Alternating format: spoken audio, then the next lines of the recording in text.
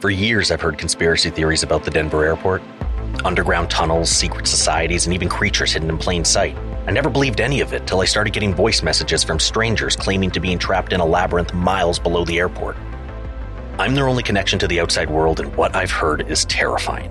I'll share what I've pieced together, and maybe you can help me figure this out. Listen to Escaping Denver, free on Apple Podcasts, Spotify, or wherever you get your favorite podcasts. Something is out there. Please, help me help them. We have been honored over the years to bring attention to stories of those courageous enough to put pen to paper and bear their soul and life story with the world. We are going to do that again for the next 10 minutes or so. So Steve Howe is a name which might ring a bell for some diehard sports fans. He was a pitcher in Major League Baseball. He was the Rookie of the Year in 1980 with the league, an All-Star in 1982 with MLB. He was suspended, though, 7 times for cocaine use. He eventually received a lifetime ban in 1992, and then he had that ban overturned and would go on to pitch for several more years, pitching the last time in 1996. But Steve Howe was killed in a single vehicle car crash in 2006. And when he died, we later learned he had methamphetamine in his system, Greg. Yeah, our guest this morning played for the Tampa Bay Lightning, Philadelphia Flyers, San Jose Sharks, Nashville Predators, Washington Capitals, and Boston Bruins of the National Hockey League. He played 154 games in the NHL. He had 100 times as many penalty minutes as he did goals. He was suspended 4 times for drug use and eventually banned from the league as a player. He shares his story openly and honestly. His name is Brant Myers. His book, Painkiller, a memoir of big league addiction. Good morning, Brant. Good morning. How are you guys doing today? We're doing really well. Would the job description enforcer be applicable for your time in the NHL? Oh, man, there were so many tags that you get labeled with. I just like to be called, I guess, a good teammate. You know what? And the experience that so many around hockey teams would agree that so often that is the case. The guy that's assigned and the responsibility is to look after the star players to a great extent are some of the nicest, if not the best guys on the team. Now, Steve Howe, we shared that story because Steve Howe and Brant Myers aren't the only athletes to use drugs or alcohol during their playing careers, not by a long shot. From the outside, Brant, many look at addiction stories like yours and wonder why. They imagine you were living the dream. Were you living the dream or a nightmare? Oh, no, it had its moments. When you're young, you're just sort of rolling through life, as you guys know, even if some negative experiences are coming your way. It wasn't really until I got probably into my late 20s, early 30s, where I was being hit with the reality that I was fighting something that I didn't understand. I thought it was a willpower issue, and so I was really getting down on myself that I couldn't stay sober. It wasn't until I went into my 5th and final treatment center in 2008 that I started to really study the disease concept behind alcoholism and drug addiction. You recently celebrated 13 years of sobriety. Congratulations to you on that, sir. You also have a 13-year-old daughter who was born while you were in rehab. So how has your daughter's life helped you on your current path in life?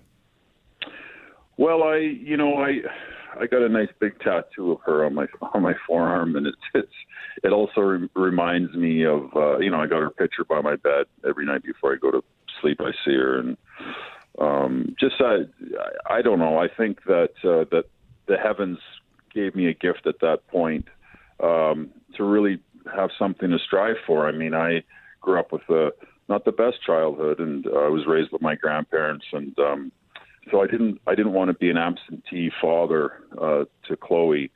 So it was pretty imperative that I stayed on the track for her. I love the way you put that in terms of what she's done for you and just keeping you on that path to sobriety. I'm curious, Brent, a lot of people don't want to be public about this kind of thing. So what has you speaking out and talking about it and continuing to talk about it? Because we just in the last hour, we're talking about awareness on another topic, and that the more people share their story, the more valuable that can be. Well, I mean, I understand that, the main subject has been a pandemic in the last 13 months. But I mean, my Lord, we've been dealing with this pandemic of drug addiction and alcoholism for years and years and years, with it not only affecting the elder, but it affecting young kids from the age of 12 up until 70 years old. So I don't think that there's ever really a bad time to come out and speak about it. You spent time with the LA Kings as support for their players, as a player assistant director. You've also lamented the fact that the same people who might have been able to, to help you with your addictions were the same people who signed your paycheck. How has that changed for players over the years, Brant? And there's got to be a message there for other organizations looking to ensure the well-being of their employees. Sure. I think that was what Dean Lombardi had visioned, that in order for that role to work, I had to be almost a separate entity from management, that everything was strictly confidential. When you're dealing with athletes that are making millions and millions of dollars at such a young age, the only way that they're going to open up to you is without fear of somebody having control over those contracts. And I think that how we structured it in Los Angeles, for the 3 years there, that it was a very positive thing for the players and the staff. Now, and as far as addictions go, I'm sure, you mentioned the pandemic, I'm sure some people have experienced maybe coming close to addiction, or maybe they've developed one and they don't even know it, or they're not ready to admit it. So if somebody feels like maybe that's where they're headed, what sort of advice might you offer? Well, I think it's with anything. There's a moment in the book where I was looking at myself in the mirror around 6 o'clock in the morning after doing cocaine all night, and staring at Brant and realizing this is really what I turned into. And then at the end of the day, I had to stop taking the finger and pointing at everybody else and turn my hand around and point it at me.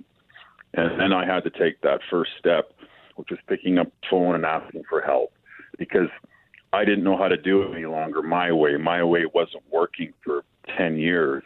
So I had to take the advice of other people that have stayed sober for multiple years and how they did it, and then follow in their footsteps. How hard was that to, when you in that moment when you're looking in the mirror after, as you say in your own words in your book, you lied to doctors, you hid all these things going on in your life, and then suddenly you wake up and you have this moment and you have to be honest with yourself. That's got to be incredibly difficult. Yeah. Oh, yeah, it was. It was, I don't know, it was such a painful process, but yet it was a spiritual process for myself. Once as they say, you have to surrender to win. And I didn't really understand that concept until I did. And I just gave up. I said, I'm done. I said, somebody please help me, because this is turning out really bad. And, the NHL called, I believe, a day or two later. They found out that I got arrested the night before, offered to pay for treatment again for a fifth time. I went away for 8 months inpatient. And they paid for everything. They paid for me to go back to school. So I kept getting these gifts that were free. And I felt an obligation on my end that I needed to continue to stay sober to repay the debt.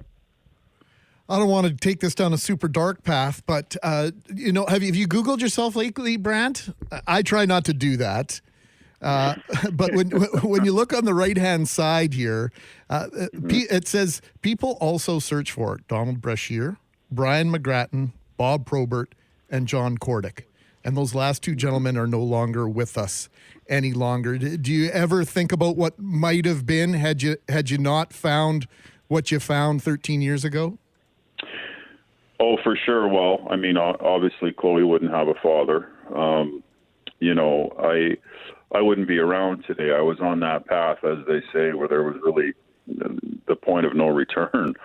And there's so many, as we talked about earlier, I did, about just I believe they said there was 1,700 overdoses in British Columbia alone just from fentanyl last year. I mean, people are dying daily because of this, and this is no joke. And as I say, I take it as serious as a heart attack. Brant Myers, thank you for this. We'll have to have you back again, because this was a fantastic start to our conversation. So much more for us to discuss. We appreciate your time very much. Absolutely. You guys have a excellent weekend. Thank you. Brant Myers, his book, Painkiller, a memoir of big league addiction. I'm Sarah Ritchie. I'm a reporter for Global News in Halifax. I was working the day everything changed in Nova Scotia last April. My team has spent the last year asking tough questions about how a gunman disguised as a police officer murdered 22 people over 13 hours. On our podcast, 13 Hours Inside the Nova Scotia Massacre, we examine this tragedy hour by hour. We're learning there's a lot more to this story. Listen to all 13 episodes now on Apple Podcasts, Spotify, or wherever you find your favorite podcasts.